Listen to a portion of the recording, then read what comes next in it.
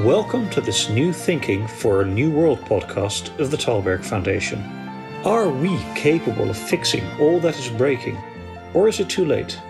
In this episode, host Alan Stoga leads Juan Enriquez, one of the world's leading authorities on the economic and political impact of life science technology, and Fiorenzo Omenetto, who works at the cutting edge of living materials engineering, on a search for the upside of the global miss.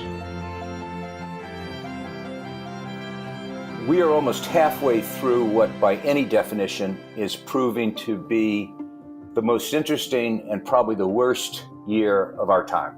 Global pandemic, economic catastrophe, deep social stress and suffering, violence, governments gathering and in some cases abusing unprecedented power, leaders failing right and left.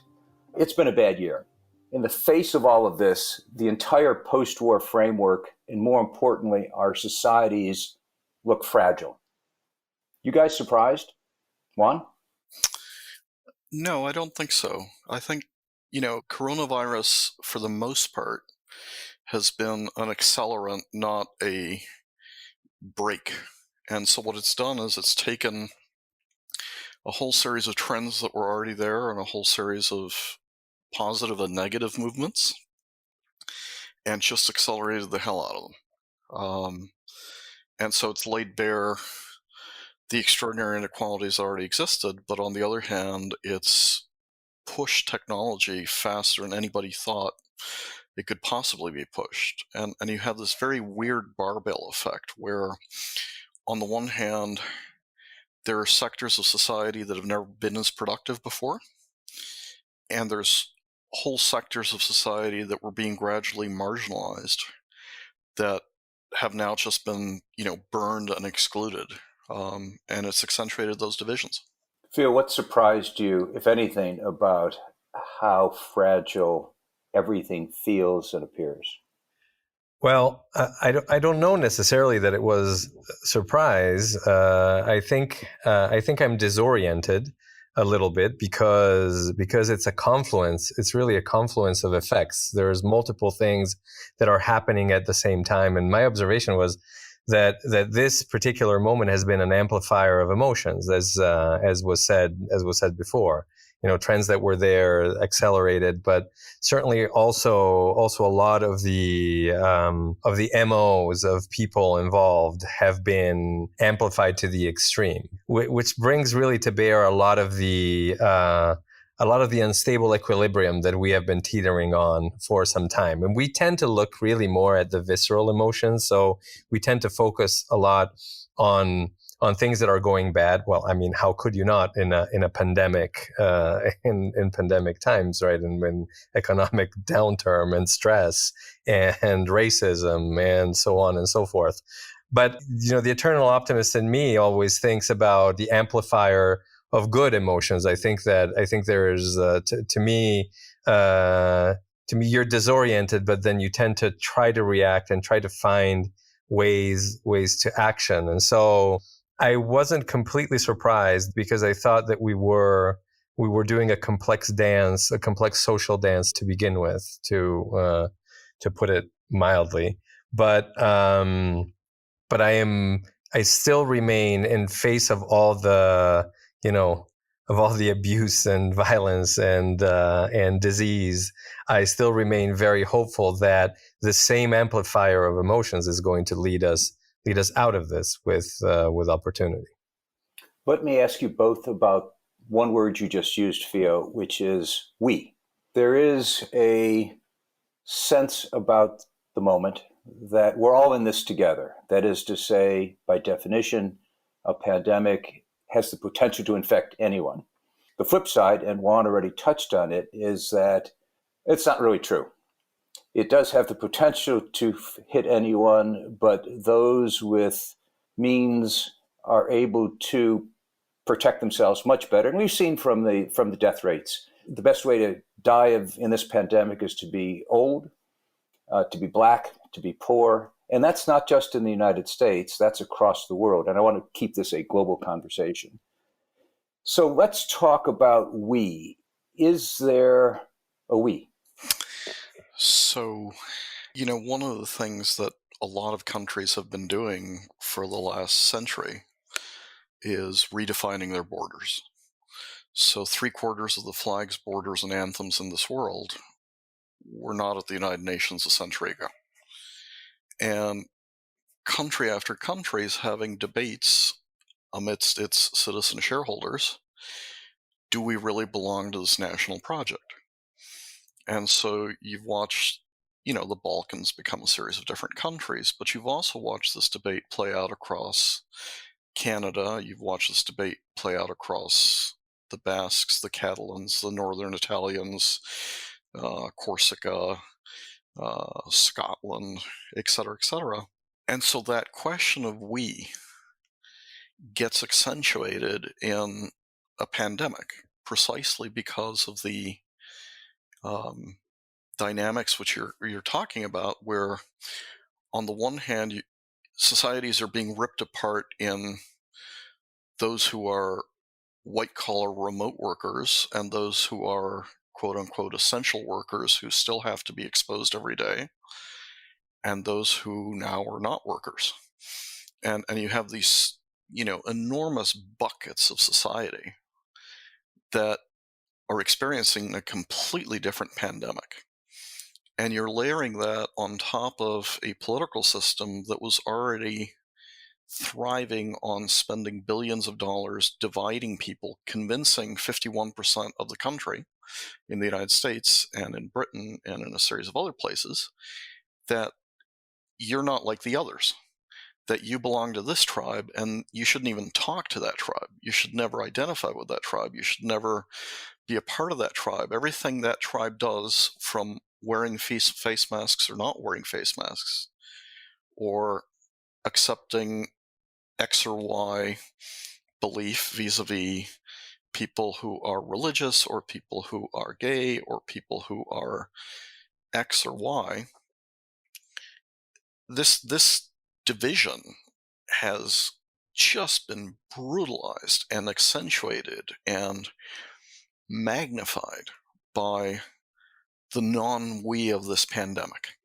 Well, and I can add to that it's particularly jarring because we is what we need to get out of this. And this is probably one of the most challenging aspects of the transition between a pre-COVID world and where we are right now. We have lived with the illusion of being global. And I think that it's important to come and think about how do we cooperate? How do we redesign cooperation between all of these factions to save ourselves in these types of circumstances? I'm going to push back really hard on that and then ask Juan his view, because you used the word we again.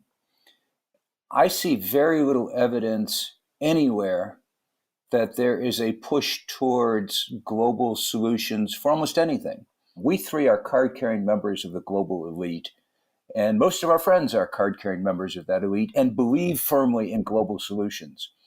But I think we're a minority of a minority of a minority. Who's going to make the case? Where are they going to make it? And how are they going to carry that global flag that, Theo, you want to see raised once again? Juan?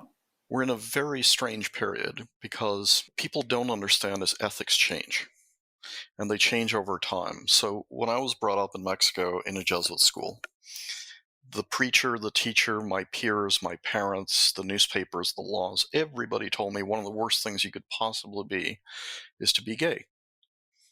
And when you look at the Gallup polls of how quickly that perception changed and how quickly you could end up from something that you were taught as a child as an absolute truth to, if you're on the opposite side, you were, an ignorant bigot and your business should be shut down. Part of what's happening is we're whipsawing societies at a rate we've never seen before. And technology has an enormous amount to do with it. We are creatures who think in linear terms. Technology thinks in geometric terms. So let's come back to your point about we. we have the ability to do things that no other society and civilization has ever done before. It's fundamentally changed the rules of economics. The rules of economics are, let's administer and figure out how to deal with scarce resources.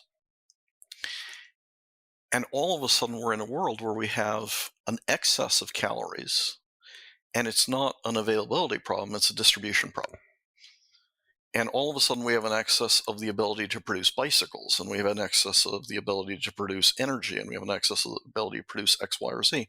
And so we could easily give everybody on this earth basic healthcare, basic vaccines, basic nutrition, basic antibiotics, and a roof to live under. And instead, what we've done is we've concentrated 50% of the world's wealth in 14 hands. And so when you ask the question of we, you get back to that, who is we and why aren't we acting as we? And the stakes, because of technology, are incredibly high, because what you're seeing is if we don't start to act on climate change, it's game over. If we don't start to act on weapons of mass destruction, which are becoming decentralized and DIY, it's over. If we don't start to act on, let's not leave big chunks of the world behind because a wall's not going to stop a pandemic, it's game over. So on the one hand, we have the instruments. On the other hand, the stakes have never been higher if we don't act as we. Theo, you are an engineer. You make things and you look at problems. How do you, as someone who is very much about solving problems, how do you start solving this problem? Well, it's interesting to ride the wave of this discussion, right? And if I think about solutions, so if I think about how to make a dent in the current situation with some actionable, diagnostic, job creation, new technology, sustainable paths to help save our planet or whatever.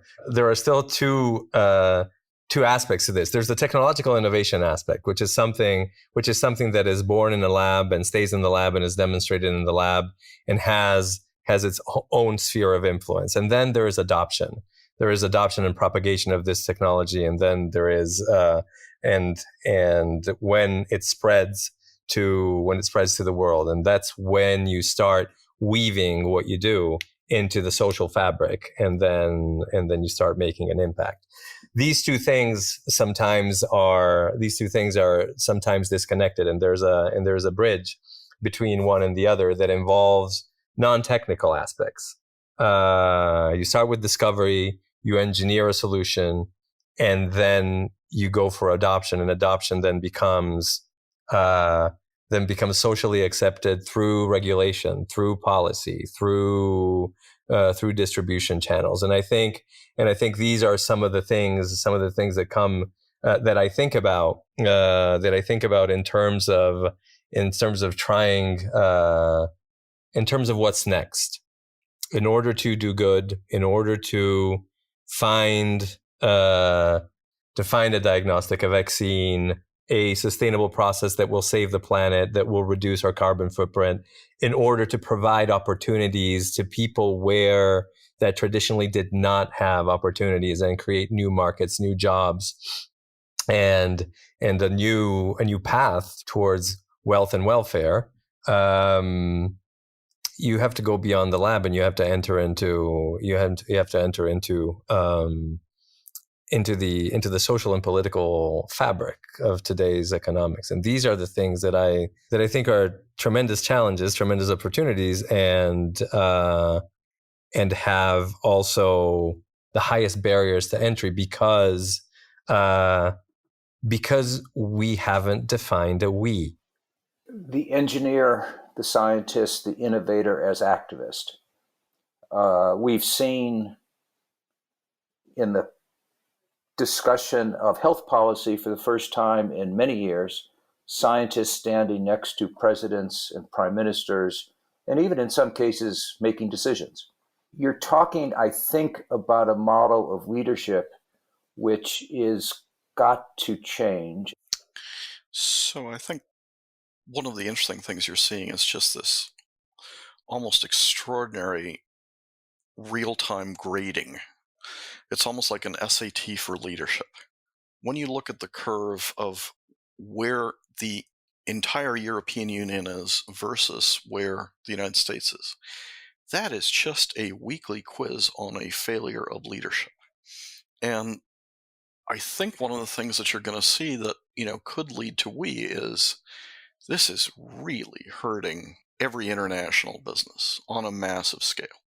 And you're going to hear more and more business leaders whose job it is not to lead countries, it's not to find public policies, suddenly figure out, oh my God, if I just let this go and I don't get involved, it is just going to destroy everything that I've built. This whole concept of I can build a medieval city and a medieval city works, and I don't really need, the region around it, and I don't really need the country around it, and I don't really need the rest of the world. That didn't work back then, and it doesn't work today. And we are going to see value destruction events, the likes of which we have never seen, if we don't get this leadership gap and these dunces who are getting D's every week or F's every week to act in a different way. Let's drill down on the United States. You both have the opportunity to look at the states as people who live here, but as people who aren't from here. Mexico, Italy, respectively. What do you think all in the future is? Well, I guess I've always seen America as an exceptional place and that did things exceptionally. So when there's a crisis, it's an exceptional crisis as well. I tend to be always optimistic. I always think that we hear a lot about the bad, but I think that if I go by my theory that these trying times have amplified emotions and they've amplified attitudes, I think that they are also amplifying good attitudes as well. And so I am still hopeful in an exceptional recovery. Now, I know that this may sound a little bit naive, but I don't think it's completely out of the question. I don't think it's going to be smooth sailing. I think that some of the things that Juan alluded to stand in the way and may prove to be very, very large obstacles to overcome. However, I don't know. I think it's still, at the risk of sounding naive and romantic, I still think that there is an attitude of defiance in the face of danger that takes on very troubling aspects sometimes for people that go out in public and defy a virus by not wearing a mask, for example. But there is that same fearlessness in also trying to resurrect something that seems to have no pulse, and that is what I'm hoping for, quite frankly. So, look, back in 2005, I was very worried about some of the trends in the United States because I was watching great countries fall apart. And so let me start from the premise. It would be a disaster, not just for the United States, but for the world if the United States fell apart and didn't recover, a leadership position that has certainly had its flaws. But this has been a beacon for so many people. It's been a beacon for some of the smartest minds in the world. It's been a beacon of entrepreneurship. It's been a beacon of eventual acceptance of some immigrants. It's getting, I think, better decade by decade. And boy, that is a hard statement to make right now. But when I think about, some of the most controversial stuff even going on today with the protests, with Black Lives Matter, and I think, okay, would the average minority be better off if you had a time machine and you plopped them down in the 1960s? Or you plopped them down in the 1940s, or you plopped them down in the 1920s, or you plopped them down in the 1850s? The answer is no. There are horrible things going on. There is stuff which is inexcusable going on. But the resources that you have, with every cell phone becoming a broadcast station, with the ability to reach 1 million people about the plight of an individual, are resources that we just never had before. And so, again, technology changes our notion of what is acceptable and what is not acceptable. So, at the risk of angering a lot of activists, the United States is seriously flawed. It's going down the wrong path. But on the whole, if you had to bet $10,000 and not touch it for the next 30 years and just put it into an ETF in a country, I would probably put that, for my grandkids in a US ETF, because I think this country will come back. I think this country does have values that get strained, that get pulled, that gets folded, spindled, and mutilated. But I also think the arc of history has taken this place and will reverse the 42% drop in visas for foreign students, because they're the fuel for, the energy of this country in waves of Finns and Germans and Irish and Italians and Mexicans. That's what's made this country great. And it's that ability to attract, to serve as a model, that the rest of the world is kind of looking in despair at, where the hell did you guys go? That's the fuel for we. Yeah, we are stronger together. We are not stronger if we beat some other people, if some people are poorer, if some people don't get health care, if people don't have housing, if people are angry. We are not stronger because we hurt other people. And that bullying, nasty, evil undercurrent that sometimes comes out of the United States, it's a dark undercurrent, but it's not the whole country, and it's certainly not we. To inject a historical note, empires do overextend and decline. That is the great arc of history. It's possible that we, the United States, have reached our limit, that we lost that spark that you talked about, and that ability to integrate and make something more from than the body politic might otherwise have achieved. Theo, why is that wrong? I think as much as we try to build walls and we try to seek comfort locally, technology has made us global, whether we like it or not. And this did not exist in the Chinese Empire, the Roman Empire, the British Empire. We are grown very dependent on one another globally. And so taking if, and I would argue that the United States is at the center, is the epicenter of this revolution, whether we like it or not, and has enabled a lot of this connectivity. And it redefines who we are. It redefines the way that we think, that we report, that we relate, that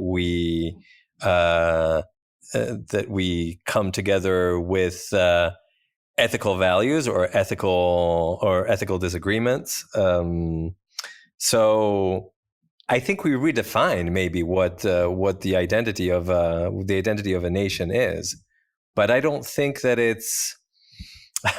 I don't think that it's a localized decline. An empire falls and another one rises. I think that if I think that if an empire, to echo a little bit of what Juan was saying, if the United States goes into a tailspin, the world is following in step, because the system is very, very symbiotic, and so it's going to be a global search for a new balance point. I would argue. To go for full circle to where we started, this is the first truly global challenge to the hyperglobal period. Arguably, we're failing it spectacularly, and sometimes failure is the seeds for future success.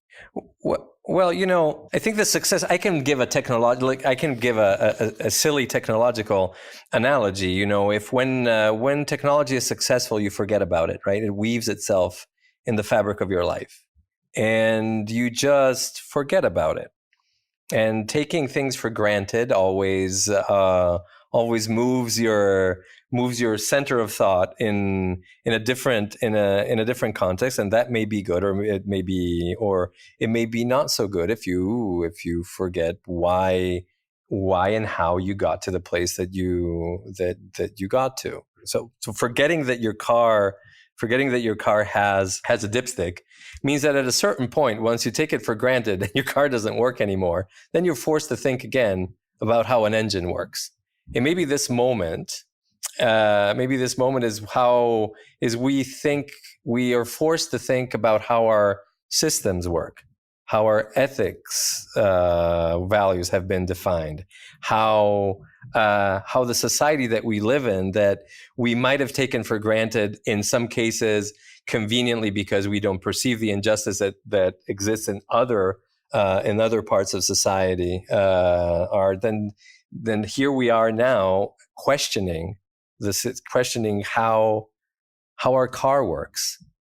And so I think it's a positive thing. I think you learn again and you build it better. What have you most missed during the lockdown? Juan? So I think just being able to exchange ideas with people you care about.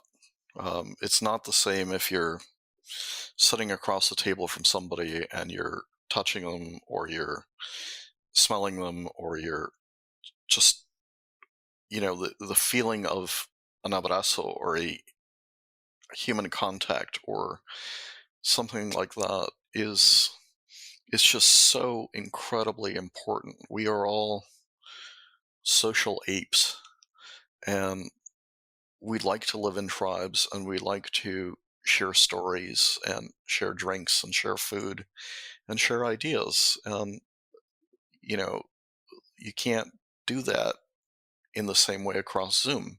Theo? I am in lockstep with Juan. I miss people. I miss being able to look at them in the eye. I miss being able to see body language. I miss. I just miss the energy that comes from seeing people move and people do the things that they do. We'll come back to this in a couple months. We'll see whether this is an inflection point or a speed bump. Well, this experiment could go really, really horribly wrong. This social experiment that was forced upon us by a virus. There's also this thing that it might be spectacularly right. I remember distinctly in conversations saying, that maybe we're so screwed up that what you need an equalizing event like a famine or a big natural disaster to recalibrate people and get them back to thinking about what's important rather than chasing, 10 extra Instagram likes, for example. And so, I mean, I have to say that I'm a little terrified about the divisiveness part, because the divisiveness that you see, because I was hoping actually that there would be a prevalence of coming more together, which I think you could see at the beginning of this pandemic, and now a little bit less. Last word, Juan. So look, this is a small dress rehearsal for what could happen if we don't act as we. And if you end up having a nuclear war, and it really doesn't matter if it's between Pakistan and India, or China and India, or Iran and somebody else, or North Korea and somebody else, it could lead to devastation on a scale that we just can't imagine. And if you didn't like sheltering in place for 2 months, think about sheltering in place for years or decades. And global warming is something similar. It's slower, right? It doesn't happen in nanoseconds.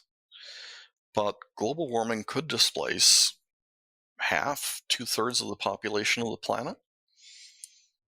And it doesn't go away because you shelter in place for a week or a month or 2 months or 3 months. So if you didn't like what we're living now, think very carefully about those things that can truly alter your lifestyle and your life and your family and their future and your country. So that's why the we is so important. And that's why this is a lesson that we have to take to heart and not just say, well, I'm glad that's over, and now we can go back to fighting each other. Houston, we've got a problem. The question is whether we have the willingness to address it. To be continued. Thank you. Thank you for listening to this episode of the New Thinking for a New World podcast. We welcome your comments, and please subscribe to other episodes in the podcast app of your choice. This podcast was made possible with the generous support of the Stavros Niarchos Foundation.